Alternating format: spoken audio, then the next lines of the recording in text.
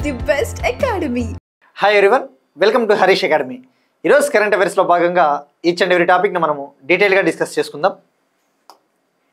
ఇవాళ మన first topic international రిలేషన్స్కి సంబంధించి ఇండియా శ్రీలంక రిలేషన్స్కి సంబంధించి ఒక ఇంపార్టెంట్ అప్డేట్.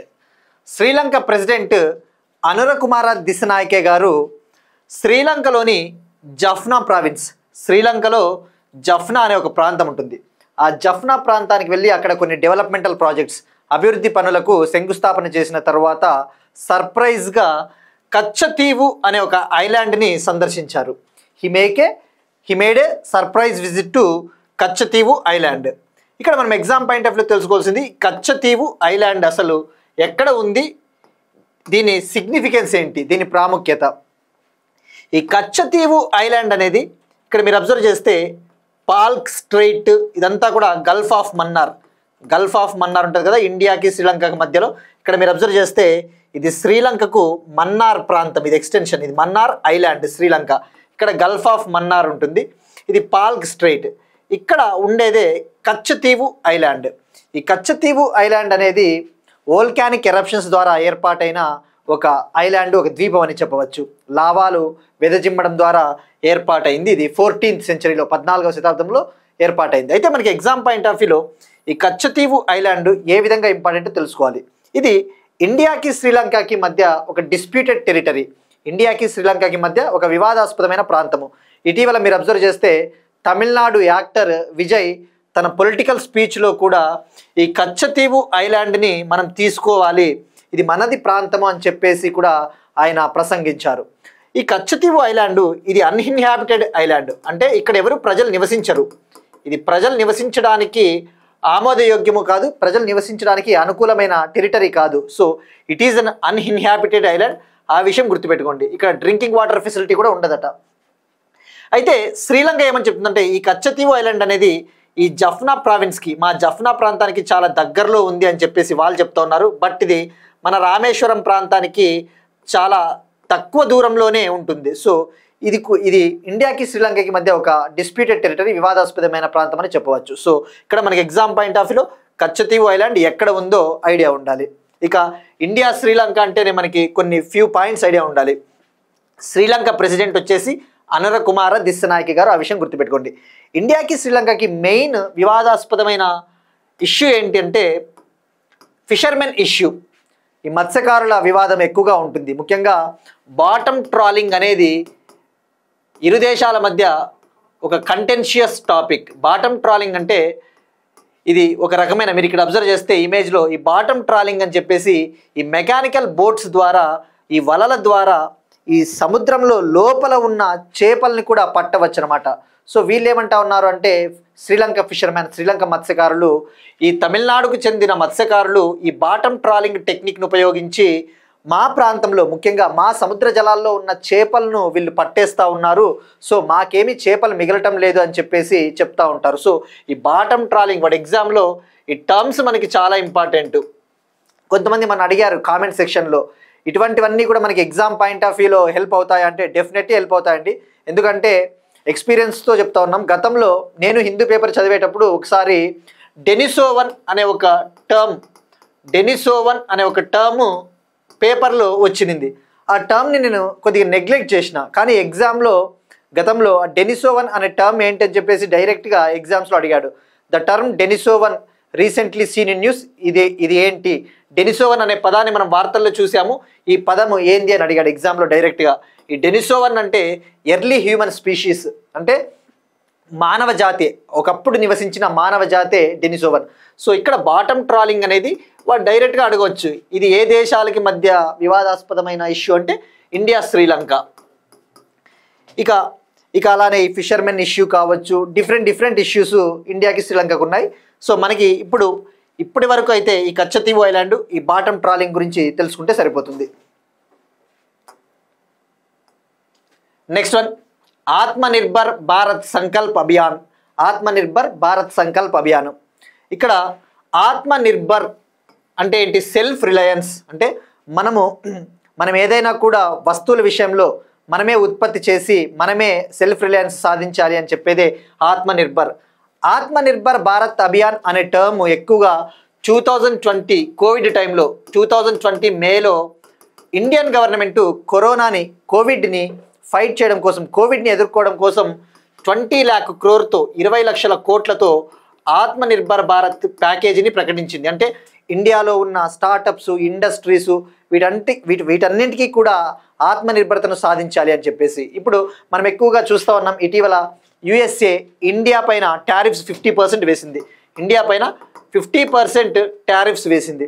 ఆ 50% టారిఫ్స్ వేయడం వల్ల ఏమవుతుంది, మన ఎక్స్పోర్ట్స్ అమెరికాకి తగ్గిపోతాయి. తద్వారా మన ఇండియాలో ఉన్న ఎవరైతే మ్యానుఫ్యాక్చరర్స్ ఉంటారో వాళ్ళు కొద్దిగా ఇబ్బందులు పాలవుతారు.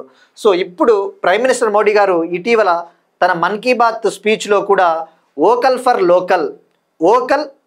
లోకల్ అనే ఒక స్లోగన్ ఇచ్చారు. అంటే ఏంటి, మనం లోకల్గానే ప్రోడక్ట్స్ని తయారు చేయాలి, మన ప్రోడక్ట్స్ని వాడాలి అని చెప్పేసి ఆ స్లోగన్ ఇచ్చారు. ఆ వోకల్ ఫర్ లోకల్కి పాత్ వచ్చేసి ఆత్మనిర్భర్. తద్వారా మనం ఆత్మనిర్భర్ భారత్ని సాధించవచ్చు, ఫైనల్గా మన గోల్ అయిన వికసిత్ భారత్ని సాధించవచ్చు అని చెప్పేసి చెప్పారు.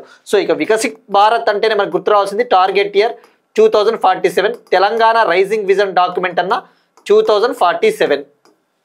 ఇప్పుడు ఇండియాలో డిఫరెంట్ స్టేట్లలో ఎక్కడైతే బీజేపీ, ముఖ్యంగా ఎన్డీఏ నేషనల్ డెమోక్రటిక్ అలయన్స్, ఈ కూటమి, ఇప్పుడు సెంట్రల్ గవర్నమెంట్లో ఎన్డీఏ ఉంది కదా, ఆ ఎన్డీఏ గవర్నమెంట్ ఎక్కడైతే ఏ స్టేట్లలో అయితే పరిపాలిస్తూ ఉందో ఆ స్టేట్స్ ఆత్మనిర్భర్ భారత్ సంకల్ప్ అభియాన్ పేరిట ఒక 3 month క్యాంపెయిన్ని, 3 నెలల పాటు క్యాంపెయిన్ని రన్ చేయబోతూ ఉన్నాయి. ఈ క్యాంపెయిన్లో భాగంగా ప్రజలందరినీ కూడా అడగబోతూ ఉన్నారు, మన లోకల్ ప్రోడక్ట్స్నే వాడండి, విదేశీ ప్రోడక్ట్స్ని కొనవద్దు అని చెప్పేసి.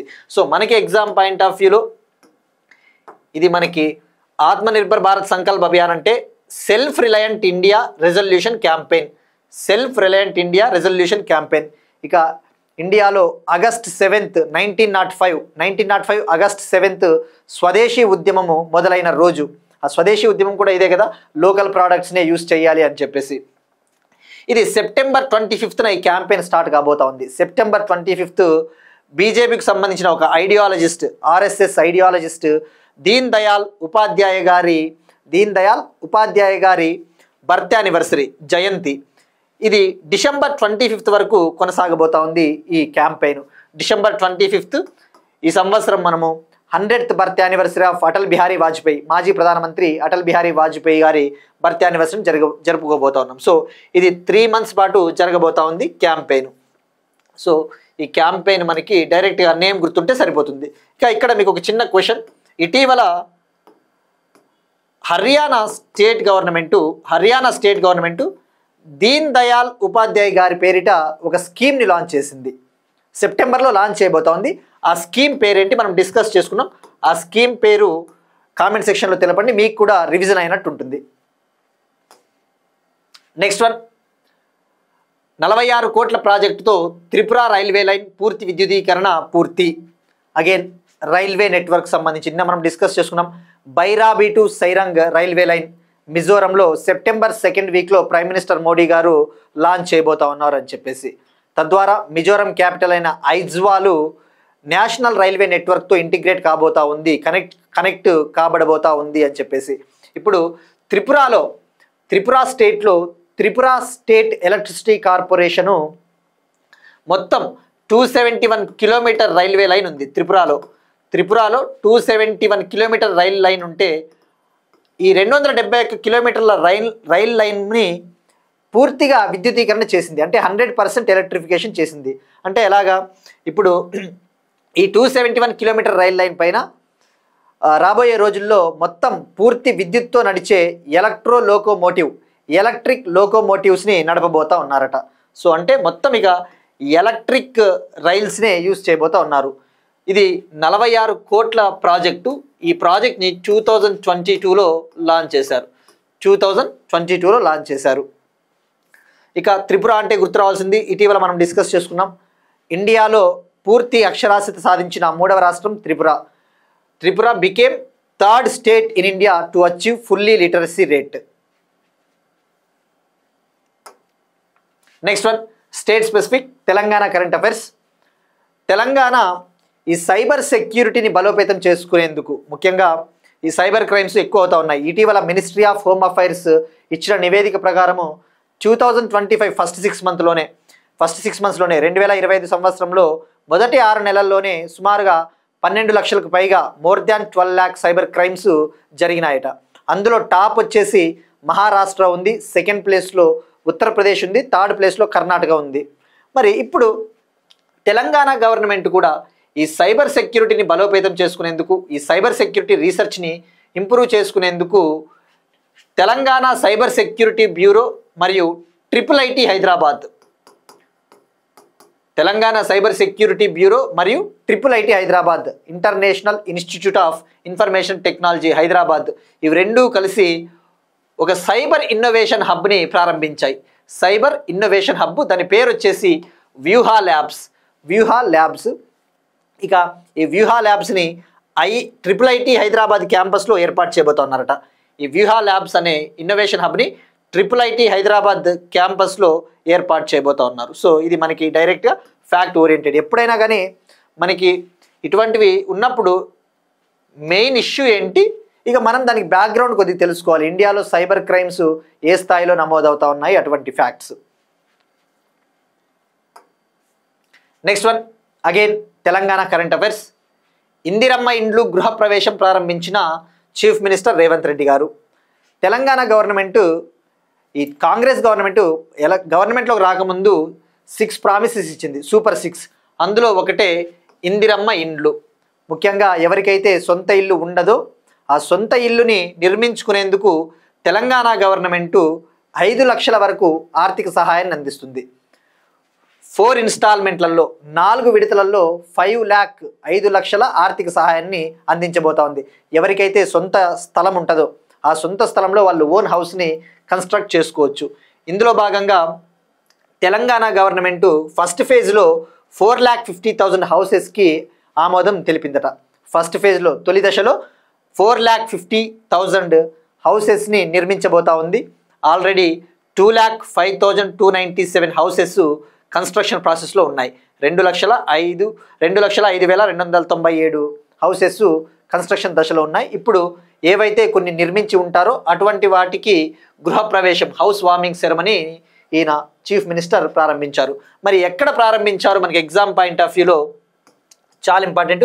భద్రాద్రి కొత్తగూడెం డిస్టిక్, భద్రాద్రి కొత్తగూడెం జిల్లా, చంద్రుగొండ మండలంలోని బెందలపాడు అనే గ్రామం, బెందలపాడు విలేజ్. ఈ ప్రాజెక్ట్ని, ఈ ఇందిరమ్మ ఇండ్లు ప్రాజెక్ట్ని 22,500 crore, 22,500 కోట్లతో 2028 కల్లా 2028 చివరి నాటికి ఈ ఇండ్ల నిర్మాణాన్ని, హౌస్ కన్స్ట్రక్షన్ని కంప్లీట్ చేయాలని చెప్పేసి తెలంగాణ గవర్నమెంట్ ఆలోచిస్తూ ఉంది, ప్లాన్ చేస్తూ ఉంది. ఇక జస్ట్ ఆ 6 ప్రామిసెస్ ఒకసారి చూస్తే మనకి ఎగ్జామ్ పాయింట్ ఆఫ్ వ్యూలో మహాలక్ష్మి, గృహజ్యోతి, యువ వికాసం, రాజీవ్ యువ వికాసం, రైతు భరోసా, ఇందిరమ్మ ఇండ్లు, చేయూత, ఈ 6 స్కీమ్స్ నేమ్స్ గుర్తుంచుకోండి. Next one, Andhra Pradesh current affairs. Operation స్వర్ణ.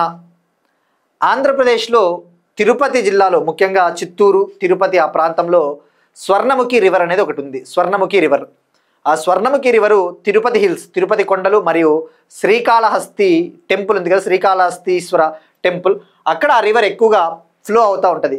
ఈస్ట్ ఫ్లోయింగ్ రివర్ అంటే తూర్పు దిక్కున ప్రవహించే రివరు ఈ స్వర్ణముఖ నది. ఈ స్వర్ణముఖి నది బే ఆఫ్ బెంగాల్లో కలుస్తుంది. బట్ ఇప్పుడు ఈ స్వర్ణముఖి రివరు ముఖ్యంగా ఎక్కువగా పొల్యూషన్ బారిన పడతా ఉంది, కాలుష్యం బారిన పడతా ఉంది. ఆ స్వర్ణముఖి రివర్ ఒడ్డున చాలామంది ఆక్రమణలు చేస్తూ ఉన్నారు, ల్యాండ్ ఎంక్రోచ్మెంట్స్, ఆ భూమిని అక్కడ ఆక్రమించుకుంటా ఉన్నారని చెప్పేసి ఆ రివర్ని క్లీన్ చేయాలి. అలానే ఎవరైతే అక్రమంగా కట్టడాలు కడతా ఉంటారో వాళ్ళపైన పనిష్మెంట్, వాళ్ళపైన కఠిన శిక్షలు విధించాలి అని చెప్పేసి తుడా చైర్మన్, ముఖ్యంగా TUDA authority, Tirupati urban development authority operation స్వర్ణాన్ని లాంచ్ చేసింది. సో ఇక్కడ గుర్తుపెట్టుకోవాల్సింది స్వర్ణముఖి రివర్. స్వర్ణముఖి రివర్కి ఒక ట్రిబ్యూటరీ ఉపనది వచ్చేసి కళ్యాణి రివర్, కళ్యాణి నది. ఆ విషయం గుర్తుపెట్టుకుంటే సరిపోతుంది. So it's a east flowing river, తూర్పు దిక్కున ప్రవహించే నది. ఇవి జాగ్రఫీలో హెల్ప్ అవుతాయి. ఏపీ జాగ్రఫీ కావచ్చు, ఇండియన్ జాగ్రఫీ పాయింట్ ఆఫ్ వ్యూలో కూడా అడగడానికి ఛాన్సెస్ ఉంటాయి. నెక్స్ట్ వన్, ఎకానమీకి సంబంధించి భారతి. అపెడా భారతి అనే ఒక ఇనిషియేటివ్ని లాంచ్ చేసింది. అపెడా అంటే agricultural and processed food products export development authority Bharati అనే దాన్ని లాంచ్ చేసింది. దీని ముఖ్య ఉద్దేశము అగ్రి ఫుడ్ ఎక్స్పోర్ట్స్ని, ఇండియాలో అగ్రికల్చర్కు సంబంధించిన ఎగుమతులని ఎక్స్పోర్ట్స్ని ప్రమోట్ చేయాలి, పెంపొందించాలి. అలానే అగ్రికల్చర్కు సంబంధించిన స్టార్టప్స్ ఏవైతే కంపెనీలు ఉంటాయో వాటిని ప్రమోట్ చేయాలి, అభివృద్ధి చేయాలని చెప్పేసి భారతి అనే ఒక ప్రాజెక్ట్, ఒక ఇనిషియేటివ్ని లాంచ్ చేసింది. మనకి ఎగ్జామ్ పాయింట్ ఆఫ్ వ్యూలో ఇక్కడ భారతి అంటే ఏంటో తెలుసుకోవాలి. ఫస్ట్ ఆఫ్ ఆల్ భారతి అంటే abbreviation Bharats hub for agritech resilience advancement and incubation for export enablement. Definitely ఇది ఇంగ్లీష్ అబ్రివేషన్ కాబట్టి మనం ఇంగ్లీష్లోనే గుర్తుపెట్టుకోవడానికి ట్రై చేయాలి. దీన్ని కనుక మనం ట్రాన్స్లేట్ చేసేకపోతే మనకి చాలా డిఫరెంట్ సరిగా ట్రాన్స్లేషన్ ఇవ్వదు ఇటువంటివి. సో డెఫినెట్లీ ఇంగ్లీష్లో గుర్తుపెట్టుకోవడానికి ట్రై చేయండి. Bharats hub for agritech resilience advancement and incubation for export enablement. మరి భారతి కొన్ని టార్గెట్స్ని పెట్టుకునింది. 2030 కల్లా ఈ అగ్రికల్చర్ ఇన్నోవేషన్కి సంబంధించిన స్టార్టప్స్ని అభివృద్ధి చేయాలి అని చెప్పేసి ఆ టార్గెట్స్ ఏందో మనకి ఎగ్జామ్ పాయింట్ ఆఫ్ వ్యూలో తెలుసుకోవాలి. 2030 కల్లా 2030 నాటికి ఇండియాలో 100 అగ్రి ఫుడ్ స్టార్టప్స్ని సపోర్ట్ చేయాలి. 100 వ్యవసాయ రంగానికి సంబంధించిన వ్యవసాయం మరియు ఈ ఫుడ్ ప్రాసెసింగ్ రంగానికి సంబంధించిన స్టార్టప్స్ను సపోర్ట్ చేయాలి. అలానే 2030 కల్లా 50 బిలియన్ విలువైన ఫుడ్ ఎక్స్పోర్ట్స్ని మనము ఎక్స్పోర్ట్ చేయాలి. 2030 నాటికి $50 బిలియన్ విలువైన వ్యవసాయ ఆహార ఎగుమతుల్ని మనము ఎగుమతి చేయాలి. అదొక టార్గెట్. సో మెయిన్గా మనకి 2 టార్గెట్స్ గుర్తుపెట్టుకుంటే సరిపోతుంది. ఇక అగ్రికల్చర్ సెక్టార్లో ఇన్నోవేషన్ని తీసుకురావాలన్నారు. సో మెయిన్ కీ పాయింట్స్ ఇవి 2. 100 అగ్రి ఫుడ్ స్టార్టప్స్ని సపోర్ట్ చేయాలి, 50 బిలియన్ విలువైన ఫుడ్ ఎక్స్పోర్ట్స్ని 2030 నాటికి సాధించాలి. ఇప్పుడు ఒక క్వశ్చన్ చూద్దామండి. ఇది ఇటీవల మనం డిస్కస్ చేసిన కాన్సెప్టే. స్టీల్ డోమ్ ఎయిర్ డిఫెన్స్ సిస్టమ్ను అభివృద్ధి చేస్తూ ఉన్న దేశం ఏది? ఇది ఒక ఎయిర్ డిఫెన్స్ సిస్టమ్, గగనతల రక్షణ వ్యవస్థ. ఈ స్టీల్ డోమ్ ఎయిర్ డిఫెన్స్ సిస్టమ్ను ఏ కంట్రీ డెవలప్ చేస్తూ ఉంది మనం డిస్కస్ చేసుకున్నాం. సో ఇది ట్రై చేయండి. ఇక అలానే గోల్డెన్ డూమ్ ఎయిర్ డిఫెన్స్ సిస్టమ్ని ఏ కంట్రీ అభివృద్ధి చేస్తూ ఉంది ఇది కూడా మనం తెలుసుకున్నాం. సో ఇది ట్రై చేయండి. ఇక ఇండియా విషయానికి వస్తే మనము మిషన్ సుదర్శన్ చక్రాన్ని అభివృద్ధి చేయబోతా ఉన్నట్టు ప్రైమ్ మినిస్టర్ మోడీ గారు తన ఇండిపెండెన్స్ డే స్పీచ్లో ప్రకటించారు. మరి ఆ మిషన్ సుదర్శన్ చక్రాన్ని ఏ ఇయర్ కల్లా దీన్ని డెవలప్ చేయబోతా ఉన్నాం? By which year we're going to develop it? ఈ ఇయర్ని తప్పకుండా ట్రై చేయండి. సో ఈ 3 ట్రై చేయండి. ఇక మనం నిన్న అడిగిన క్వశ్చన్ SCO షాంఘై కోఆపరేషన్ ఆర్గనైజేషన్కి సంబంధించి ఇండియా పాకిస్తాను ఎప్పుడు జాయిన్ అయ్యాయని చెప్పేసి. ఈ సంవత్సరం 25th మీటింగ్ 25వ SCO సదస్సు చైనాలోని తియాన్జిన్లో జరిగింది. ఇక మెంబర్ కంట్రీస్ వచ్చేసి 10 ఉంటాయి. ఇండియా పాకిస్తాన్ 2017లో కజకిస్తాన్లోని ఆస్థానా సమ్మిట్లో జాయిన్ అయ్యాయి. ఇక 10 కంట్రీస్ వచ్చేసి China, Russia, Kazakhstan, Kyrgyzstan, Uzbekistan, Tajikistan, Pakistan, India, Iran, Belarus. ఇక థీమ్ విషయానికి వస్తే థీమ్ కూడా చాలా ఇంపార్టెంట్. ఈ సంవత్సరం థీమ్ వచ్చేసి preserving the Shanghai spirit dynamic SCO. Preserving the Shanghai spirit dynamic SCO అంటే ఈ షాంఘై స్ఫూర్తిని మనము కాపాడాలి అని చెప్పేసి థీము. ఇక నెక్స్ట్ ఇయర్ ఈ షాంఘై కోఆపరేషన్ ఆర్గనైజేషన్ సమ్మిట్ కిర్గిస్తాన్లో జరగబోతా ఉంది. కిర్గిస్తాన్లో ఈ 2025-26 ఇయర్కి గాను ఈ చైర్మన్షిప్ని కిర్గిస్తాన్కి బదిలీ చేశారు. ఇప్పుడు 2025-26 కిర్గిస్తాన్ నిర్వహించబోతా ఉంది కదా, దానికి సంబంధించి థీమ్ని కూడా అనౌన్స్ చేశారు. నెక్స్ట్ ఇయర్ థీమ్ వచ్చేసి 25 years of SCO together for a stable world development and prosperity. 25 years of SCO together for a stable world development and prosperity. ఇక SCO 15th June 2001లో ఏర్పాటైంది. 15th June 2001లో ఏర్పాటైంది. అంతకుముందు 1996లో Shanghai 5 అని ఉండేది, Shanghai 5. ఇక 15th June 2001 దీని head quarters మనం discuss చేసుకున్నాం, బీజింగ్. దీని head quarters Beijing, China. But ఏర్పాటయ్యింది షాంఘైలో ఏర్పాటైంది ఇది. ఇక దీనికి సంబంధించిన rats anti terrorism structure, regional anti terrorism structure ప్రధాన కార్యాలయం వచ్చేసి ఉజ్బెకిస్తాన్లోని తష్కెంట్.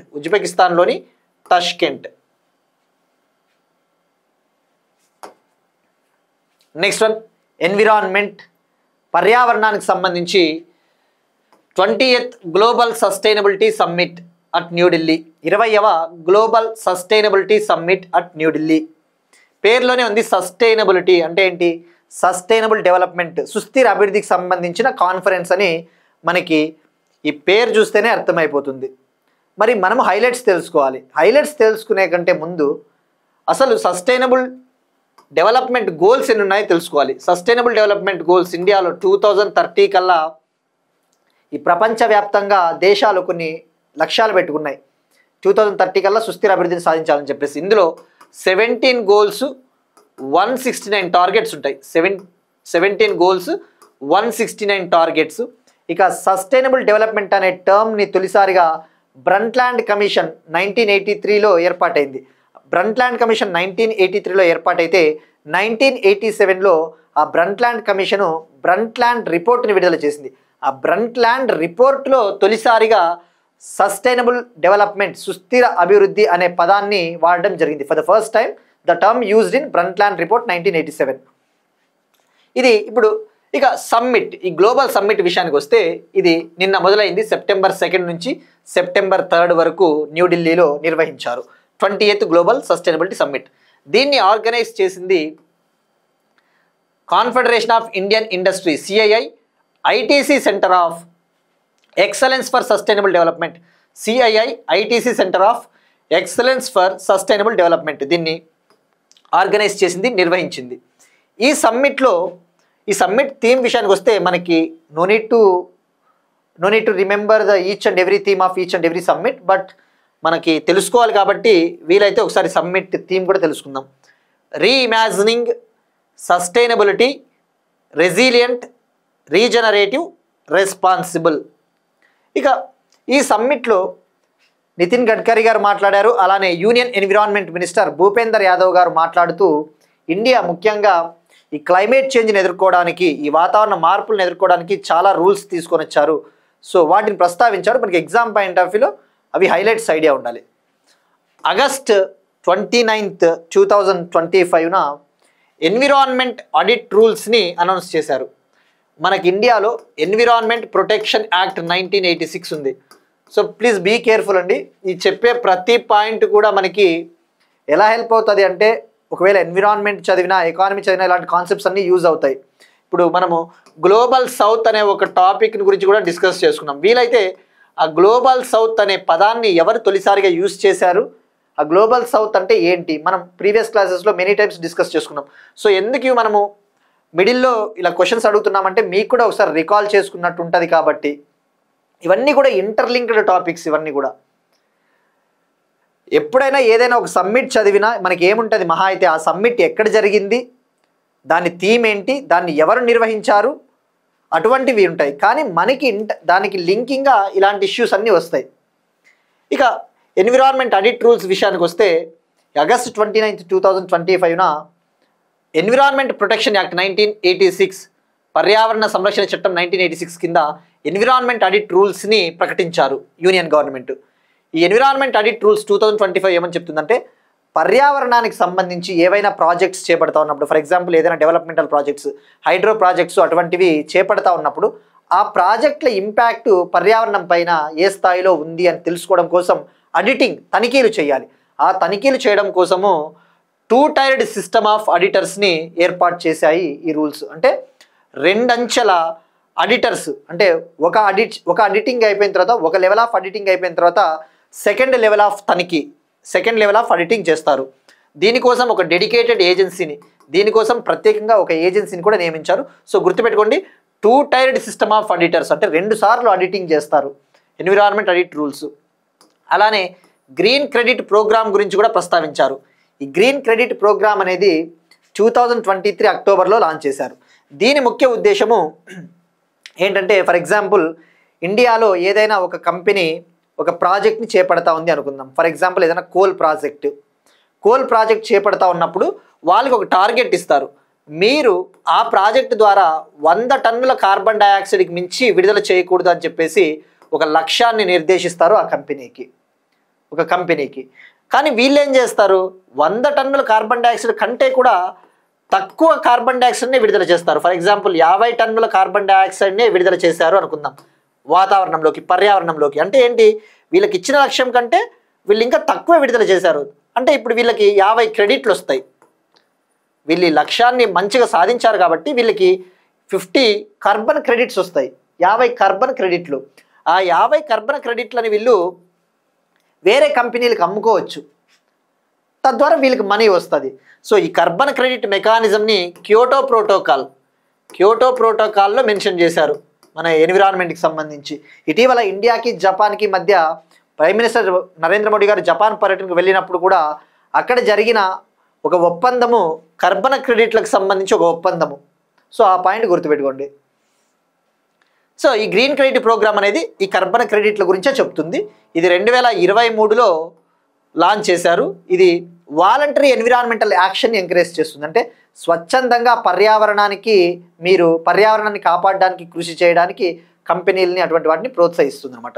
సో ఈ పాయింట్ మనకు చాలా హెల్ప్ అవుతాయి. సో ఇది 20th global sustainability summit. Next one again ఒక ఇంపార్టెంట్ రిపోర్ట్ గురించి, ఎయిర్ క్వాలిటీ లైఫ్ ఇండెక్స్ 2025. ఇండియాలో పొల్యూషన్ ఎక్కువైపోతూ ఉంది. ఇటీవల స్విట్జర్లాండ్కు చెందిన IQ air company world air quality report 2024ని విడుదల చేసింది. వరల్డ్ ఎయిర్ క్వాలిటీ రిపోర్ట్ 2024 ఇది 2025 మార్చిలో విడుదలైంది. ఈ ఐక్యూ ఎయిర్కు చెందిన వరల్డ్ ఎయిర్ క్వాలిటీ 2024 రిపోర్ట్ ప్రకారము PM 2.5 పొల్యూటెంట్ ఆధారంగా ఇది ఒక కాలుష్య కారకము, ఎయిర్ పొల్యూటెంట్ గాలి కాలుష్య కారకము. ఇది ఒక ఫైన్ పర్టికులేట్ మ్యాటర్ 2.5 అంటే ముఖ్యంగా ఏవైనా వెహికల్స్ ఎమిషన్స్ని విడుదల చేసినప్పుడు, అంటే వాహనాల నుంచి వచ్చే పొగలో, లేదంటే ఇండస్ట్రీస్ విడుదల చేసే పొగలో, లేదంటే లావా అటువంటివి వెదజల్లుతుంది కదా, లావాలు చిమ్మినప్పుడు అటువంటి వాటిలలో ఈ PM 2.5 పర్టికులేటర్ మ్యాటర్ 10 అని చెప్పేసి అటువంటి గాలి కాలుష్యకాలు ఉంటాయి. ఈ PM 2.5 ఆధారంగా IQ air world air quality report 2024ని మార్చ్ 2025లో రిలీజ్ చేసింది. ఈ PM 2.5 లెవెల్స్ ఆధారంగా ప్రపంచంలో వరల్డ్స్ మోస్ట్ పొల్యూటెడ్ కంట్రీ, ప్రపంచంలోనే అత్యంత కలుషితమైన దేశము చాద్ ఫస్ట్ ప్లేస్లో, ఇండియా ఫిఫ్త్ ప్లేస్లో ఉంది. మరి ఈ రిపోర్టు ప్రకారం ప్రపంచంలోనే అత్యంత కలుషితమైన నగరం, వరల్డ్స్ మోస్ట్ పొల్యూటెడ్ సిటీ బిర్నీహట్, మనం డిస్కస్ చేసుకున్నాం. బిర్నీహట్ ఇది అస్సాం మేఘాలయ బార్డర్లో ఉంటుంది. ఇక ప్రపంచంలోనే అత్యంత కలుషితమైన రాజధాని, world's most polluted capital city ఢిల్లీనే ఉంది, ఢిల్లీ. సో ఇదంతా ఎందుకు చెప్తున్నా అంటే ఇప్పుడు ఇది అర్థం కావాలంటే ఇది కొద్దిగా మనకి బ్యాక్గ్రౌండ్ ఐడియా ఉండాలి కాబట్టి. ఇప్పుడు యూనివర్సిటీ ఆఫ్ చికాగో యూనివర్సిటీకి చెందిన Michael Greenstone and energy policy institute, దీన్ని ఎపిక్ అంటారు. ఇది యూనివర్సిటీ ఆఫ్ చికాగో దగ్గర ఉండే ఒక ఇన్స్టిట్యూట్. ఇది every year air quality life ఇండెక్స్ని విడుదల చేస్తుంది. ప్రతి సంవత్సరం ఎయిర్ క్వాలిటీ లైఫ్ ఇండెక్స్ని రిలీజ్ చేస్తుంది. ఇది కూడా PM 2.5 ఆధారంగా, పర్టికులేట్ మ్యాటర్ 2.5 ఆధారంగా. ఈ రిపోర్ట్ ఏమని చెప్తా ఉందంటే భారతదేశంలో చాలామంది ప్రజలు, ముఖ్యంగా అన్ని ప్రాంతాల ప్రజలు చాలా వరస్ట్ ఎయిర్ని పీల్చుతూ ఉన్నారు, చాలా కాలుష్యమైన గాలిని పీల్చుతూ ఉన్నారు. తద్వారా ఇండియాలో లైఫ్ ఎక్స్పెక్టెన్సీ అనేది 3.5 ఇయర్స్ తగ్గింది. భారతదేశంలో ప్రజల జీవన పరిమితి ఉంటారు కదా, లైఫ్ ఎక్స్పెక్టెన్సీ, ఆ లైఫ్ ఎక్స్పెక్టెన్సీ 3.5 ఇయర్స్ 3.5 ఏళ్ళు తగ్గిపోయిందని చెప్పేసి ఈ రిపోర్ట్ చెప్తా ఉంది. సో ముఖ్యంగా నార్త్ ఇండియా, ప్రపంచంలోనే ఈ నార్త్ ఇండియా ప్రాంతము పొల్యూషన్ని ఎక్కువగా ఎదుర్కొంటా ఉన్న ప్రాంతం నార్త్ ఇండియా అట. నార్త్ ఇండియాలో 544.4 మిలియన్ పీపుల్ ఈ బ్యాడ్ ఎయిర్ని పీల్చుతూ ఉన్నారట, 544.4 మిలియన్. ఇక యాక్చువల్లీ వరల్డ్ హెల్త్ ఆర్గనైజేషన్, ప్రపంచ ఆరోగ్య సంస్థ ఒక లిమిట్ పెట్టి ఉంటుంది, యావరేజ్ లిమిట్. అంటే ఈ PM 2.5 అనేది 5 మైక్రోగ్రామ్ పర్ క్యూబిక్ మీటర్. ప్రపంచ ఆరోగ్య సంస్థ పర్టికులేట్ మ్యాటర్ 2.5కి ఒక పరిమితి విధించింది, ఒక లిమిట్. అది ఎంత అంటే limit 5 microgram per cubic metre. But ఇండియాలో ఈ లిమిట్ ఎప్పుడో దాటిపోయినామట మనము. సో ఇవి మనకి, సో ఇక్కడ గుర్తుపెట్టుకోవాల్సింది ఎవరు విడుదల చేస్తారంటే ఇది గుర్తుపెట్టుకోండి.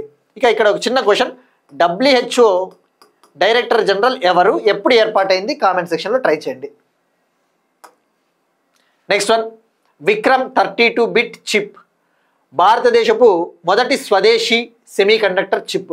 ప్రైమ్ మినిస్టర్ మోడీ గారు ఇండిపెండెన్స్ డే స్పీచ్లో మాట్లాడుతూ 2025 ఎండ్ కల్లా ఇండియాలో మొదటి made in India semiconductor chip రాబోతుందని చెప్పేసి ప్రకటించారు.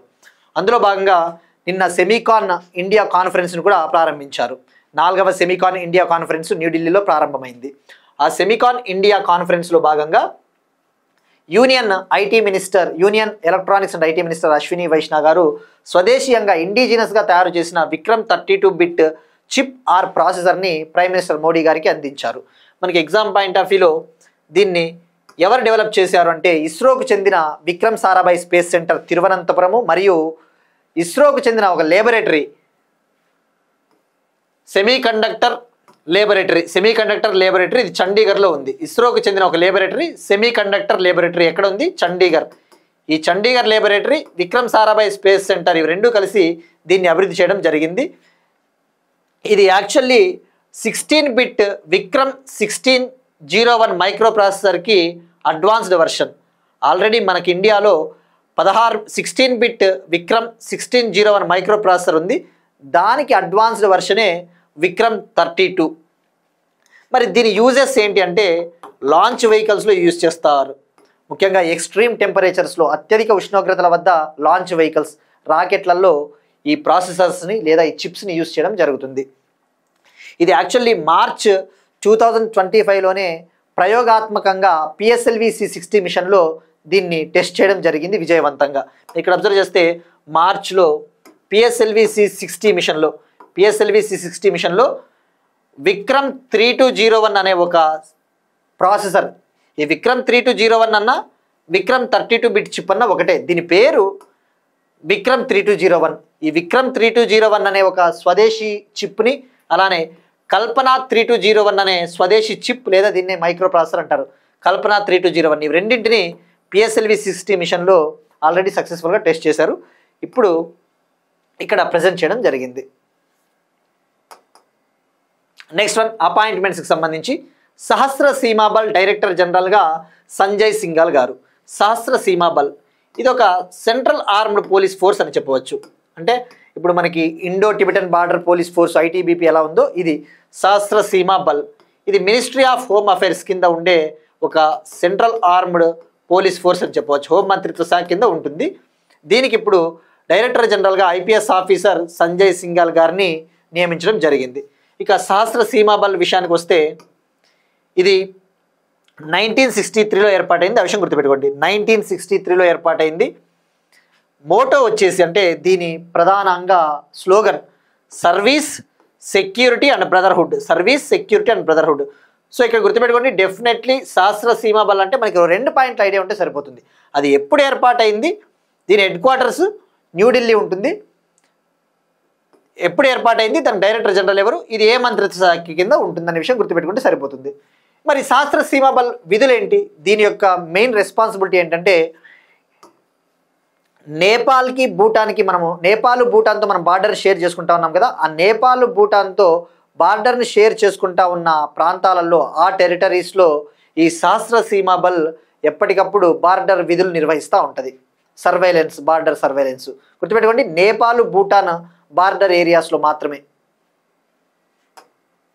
నెక్స్ట్ వన్, అగైన్ అపాయింట్మెంట్స్కి సంబంధించి యునైటెడ్ అరబ్ ఎమిరేట్స్కు తదుపరి భారత రాయబారిగా డాక్టర్ దీపక్ మిట్టల్ గారిని నియమించడం జరిగింది. Ambassador of India to UAE doctor Deepak Mittal గారు, ఈయన ఇండియన్ ఫారిన్ సర్వీస్ ఆఫీసరు. ఇక UAE విషయానికి వస్తే దీని క్యాపిటల్ అబుదాబి. మీరు ఇక్కడ అబ్జర్వ్ చేస్తే ఇరాన్ స్ట్రైట్ ఆఫ్ హార్ముజ్ ఉంటుంది, పర్షియన్ గల్ఫ్ ఆఫ్ ఓమన్. ఈ పర్షియన్ గల్ఫ్ ఆఫ్ ఓమన్ని కనెక్ట్ చేసేదే స్ట్రైట్ ఆఫ్ హార్ముజ్. ఇక్కడ UAE ఉంటుంది, అంటే ఇది బార్డర్ అని చెప్పవచ్చు. Capital Abu Dhabi.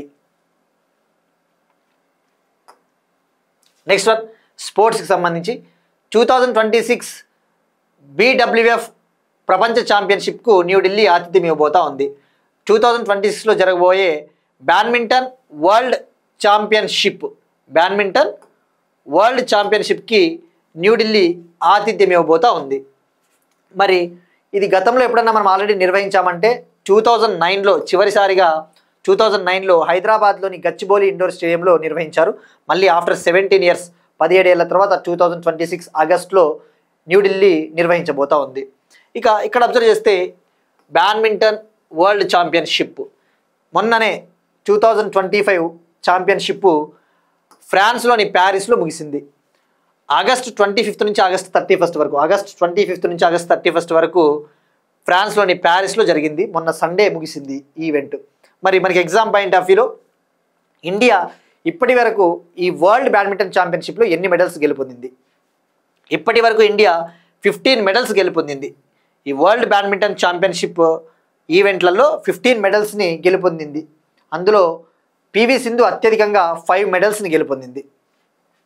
ఇక ఈ 2025 ఎడిషన్లో ప్యారిస్లో జరిగిన మొన్న ఎడిషన్లో ఇండియా తరపున మెన్స్ డబుల్స్ విభాగంలో, పురుషుల డబుల్స్ విభాగంలో సాత్విక్ సాయిరాజ్, చిరాగ్ శెట్టి బ్రాంజ్ మెడల్ గెలుపొందారు. గుర్తుపెట్టుకోండి, సాత్విక్ సాయిరాజ్, చిరాగ్ శెట్టి మనకి కాంస్య పథకాన్ని అందించారు పురుషుల డబుల్స్ విభాగంలో.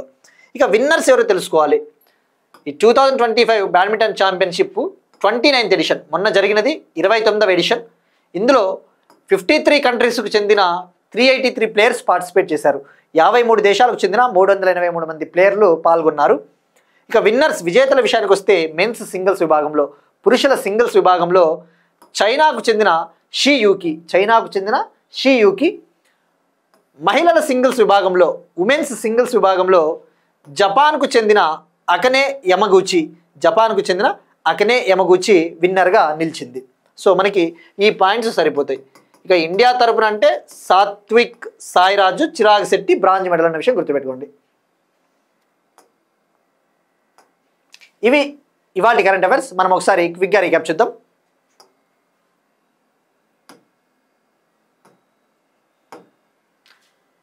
శ్రీలంక ప్రెసిడెంట్ అనురకుమార దిశనాయకే కచ్చతీవు ద్వీప సందర్శన, బాటమ్ ట్రాలింగ్, ఆత్మనిర్భర్ భారత్ సంకల్ప్ అభియాన్, 46 కోట్ల ప్రాజెక్టుతో త్రిపుర రైల్వే లైన్ పూర్తి విద్యుదీకరణ పూర్తి, వ్యూహా ల్యాబ్స్ అనే సైబర్ ఇన్నోవేషన్ హబ్ను ప్రారంభించిన తెలంగాణ సైబర్ సెక్యూరిటీ బ్యూరో మరియు IIIT హైదరాబాద్, ఇందిరమ్మ ఇండ్లు గృహప్రవేశం ప్రారంభించిన సీఎం రేవంత్ రెడ్డి భద్రాద్రి కొత్తగూడెం డిస్టిక్లో ప్రారంభించారు. తెలంగాణ గవర్నమెంట్ సూపర్ 6 పథకాలు, ఆపరేషన్ స్వర్ణ Andhra Pradesh, Tirupati urban development authority, భారతదేశ వ్యవసాయ ఆహార ఎగుమతులను ప్రోత్సహించడం కోసం అపెడా లాంచ్ చేసిన ఇనిషియేటివ్, భారతి లక్ష్యాలు, 20th గ్లోబల్ సస్టైనబిలిటీ సమ్మిట్ న్యూఢిల్లీలో జరిగింది. ఎయిర్ క్వాలిటీ లైఫ్ ఇండెక్స్ 2025, భారతదేశపు మొదటి స్వదేశీ semiconductor chip Vikram 32 bit chip, దీని పేరు వచ్చేసి విక్రమ్ 3201. శాస్త్ర సీమాబల్ డైరెక్టర్ జనరల్గా సంజయ్ సింఘాల్ గారు. తదుపరి యునైటెడ్ అరబ్ ఎమిరేట్స్కు తదుపరి భారత రాయబారిగా డాక్టర్ దీపక్ మిట్టల్ నియామకం. 2026 బ్యాడ్మింటన్ వరల్డ్ ఫెడరేషన్ ప్రపంచ ఛాంపియన్షిప్కు న్యూఢిల్లీ ఆతిథ్యం. 2025 బ్యాడ్మింటన్ ఛాంపియన్షిప్ ప్యారిస్ ఫ్రాన్స్లో జరిగింది. విన్నర్స్.